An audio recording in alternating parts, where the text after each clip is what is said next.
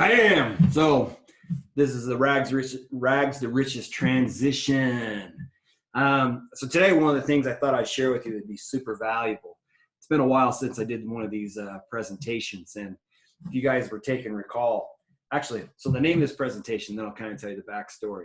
So this, the name of this is How to Go from Zero Income to Six Figures in 12 Months. How to literally go from nothing to making over six figures in 12 months, or to make six figures in 12 months.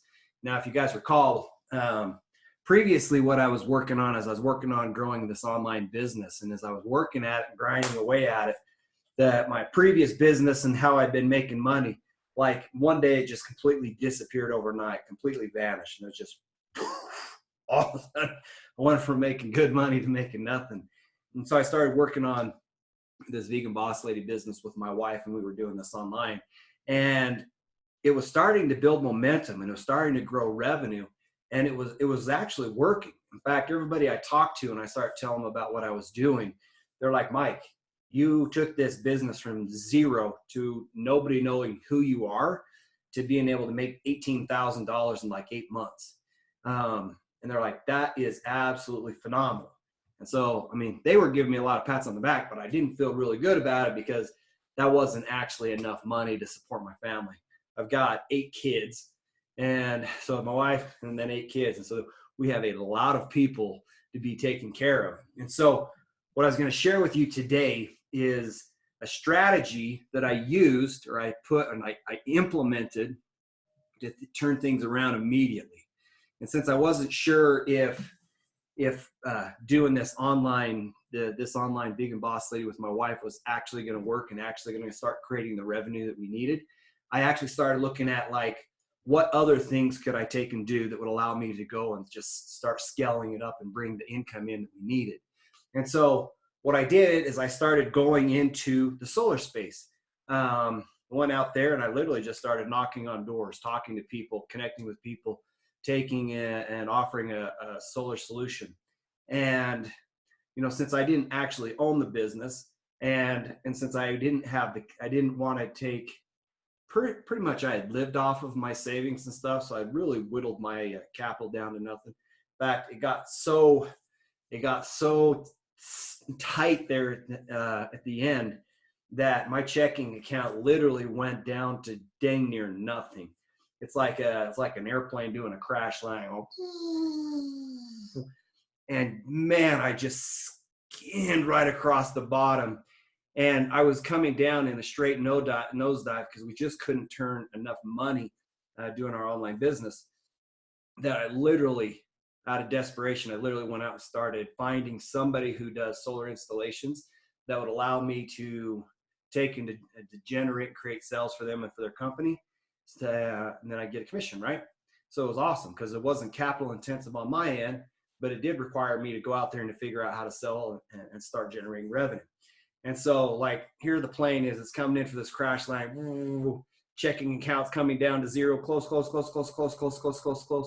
And I'm out there pounding on doors, talking to people and offering solar solutions. And I got my head handed to me. In fact, I knocked almost an entire city and did not figure out how to generate a single sale. And what it came down to is I ended up discovering that I have got to figure out how to model what works. Like, there's always systems, there's processes, there are all these methodologies in which people can successfully do businesses, right? Like, if you look at McDonald's is phenomenal because they have business processes and systems. They have systems that they know that convert and work phenomenally. And every time I run into somebody, they actually have the same thing, right? They've actually either they spent a lot of time and they painfully discovered how to make something work, or they figured out and found somebody who could coach them and mentor them. And so what I discovered is when I could not make sales, the checking account was getting even lower, desperation started stepping in, and I said, all right, I've got to find somebody that literally can coach me and can and instruct me and help me to be able to model proven processes that can start creating sales and start generating revenue. And so that's what I did. I ended up finding a rock star that I knew, and he'd been doing door-to-door sales for a long, long time. He knew ins and outs. He knew how to take and do the business, the whole process. And I listened to what he was saying, and I literally started modeling what would work. He said, Mike, do this.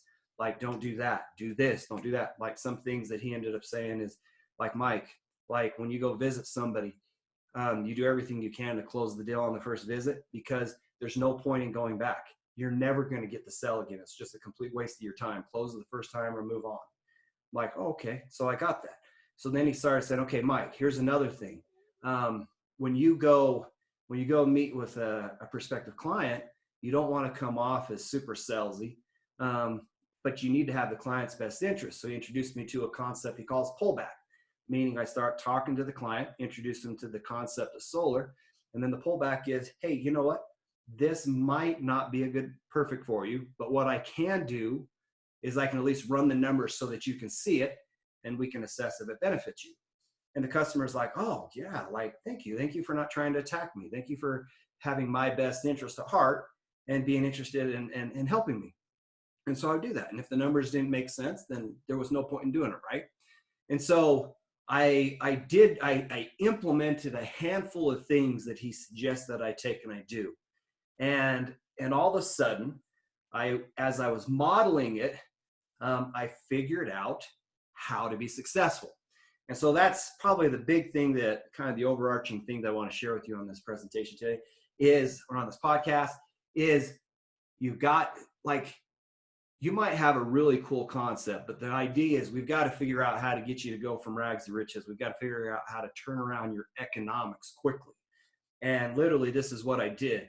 Is after I got done, hitting my head against the wall, not making any progress, then discovering that I've got to figure out how to be successful now. I don't have years to sit there and to burn through cash, because I don't have a VC backing. I don't have somebody behind me that supports me economically. I have to provide for myself and my family, right?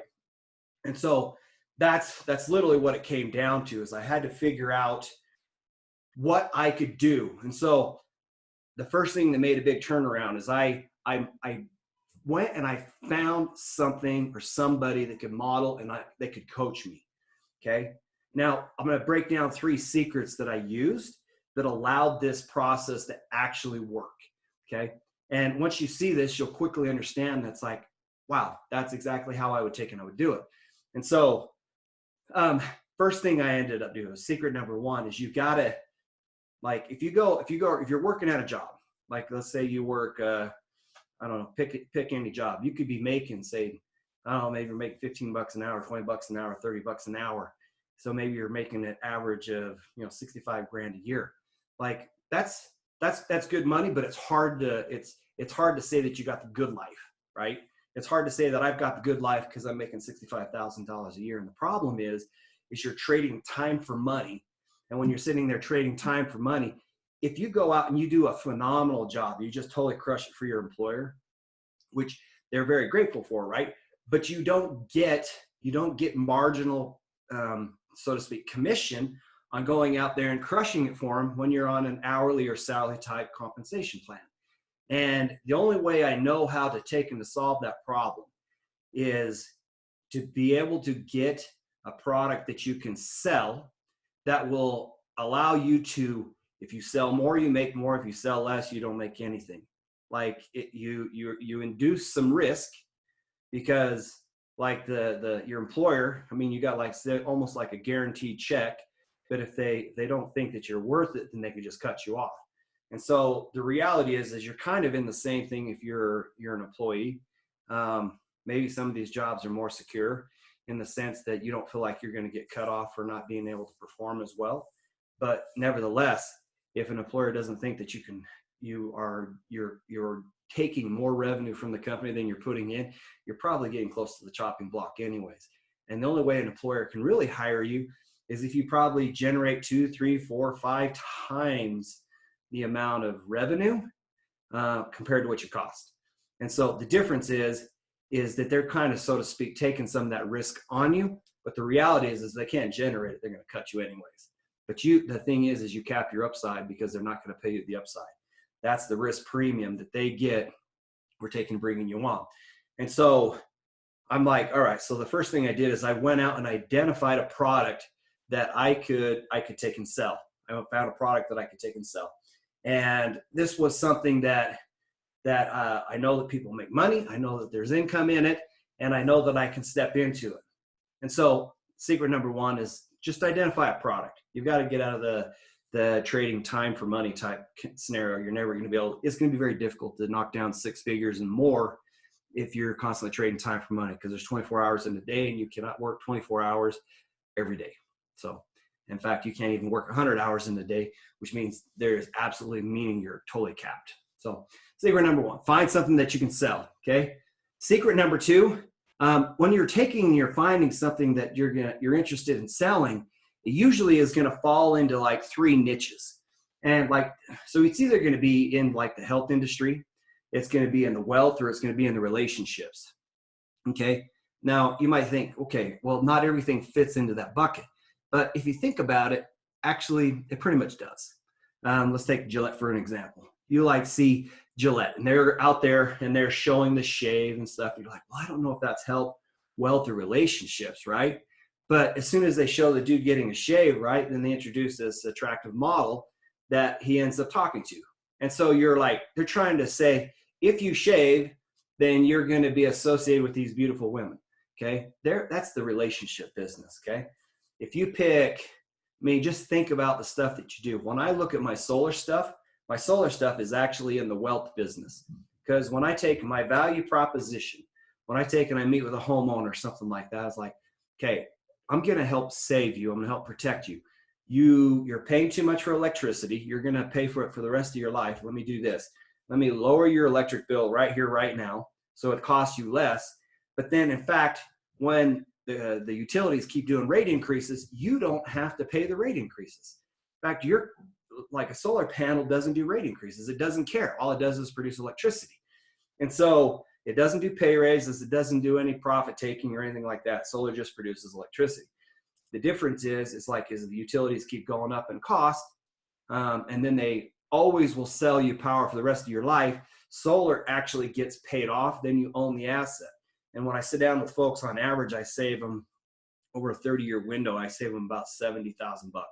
That's kind of on average, because solar is just like way, way, way cheaper. Not everybody realizes that. And that's part of what I do, but I'm in the wealth industry by helping people increase their income. Okay.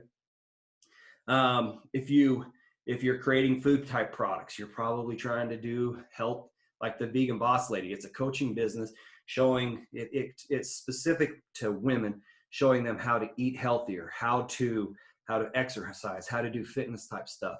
Like that's kind of in an obvious bucket. So secret number two, let's just find something that you're interested in.